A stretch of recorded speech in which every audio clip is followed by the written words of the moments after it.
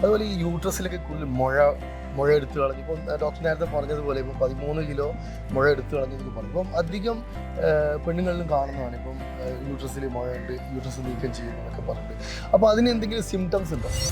Basically മുഴയുടെ symptoms വരുന്നത് മുഴയുടെ ലൊക്കേഷൻ്റെ മുകളിലാണ്. നമ്മൾ എല്ലാ ടൈപ്പ് മുഴകൾക്കും സർജറി റെക്കമെൻഡ് ചെയ്യുന്നില്ല. മുഴയിൽ സാധാരണ രീതിയിൽ വരുന്നത് 3 തരം സിംറ്റംസ് ആണ്. 1, മെൻസസിന്റെ സമയത്ത് ഭയങ്കരമായിട്ടുള്ള വേദന വരും. 2, മെൻസസിന്റെ സമയത്ത് ബ്ലീഡിങ് അധികം ഉണ്ടാവും.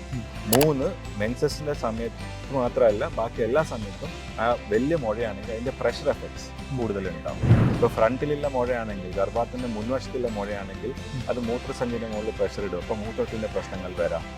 ഗർഭാത്തിന്റെ ബാക്ക് സൈഡിലെ വലിയ മുഴയാണെങ്കിൽ അത് മല പോകുന്ന ആ കുടലിന്റെ മുകളിൽ പ്രഷർ വരുമ്പോൾ മലം പോകുന്നതിന്റെ ബുദ്ധിമുട്ടുകൾ വരാം. അങ്ങനത്തെ പ്രഷർ എഫക്ട്സ് വരുമ്പം ഓപ്പറേഷൻ ഡെഫിനറ്റായിട്ട് വേണ്ടി വരും. മെൻസസ് സമയത്ത് വേദന ഭയങ്കര അധികമായിട്ട് വരുന്നുണ്ട്, അല്ല ബ്ലീഡിങ് അധികമായിട്ട് വേണം, ഡെഫിനറ്റായിട്ട് സർജറി വേണ്ടി വരും.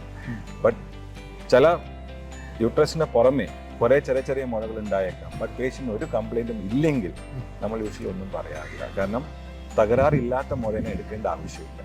വലിയ മുഴകളാണെങ്കിൽ നീക്കം ചെയ്യണം, ചെറിയ മുഴകളാണെങ്കിൽ നീക്കം ചെയ്യണ്ട. ചെറിയ മുഴകൾ ഉപദ്രവിക്കുന്ന സ്ഥലത്താണെങ്കിൽ നീക്കം ചെയ്യണം. അതെ.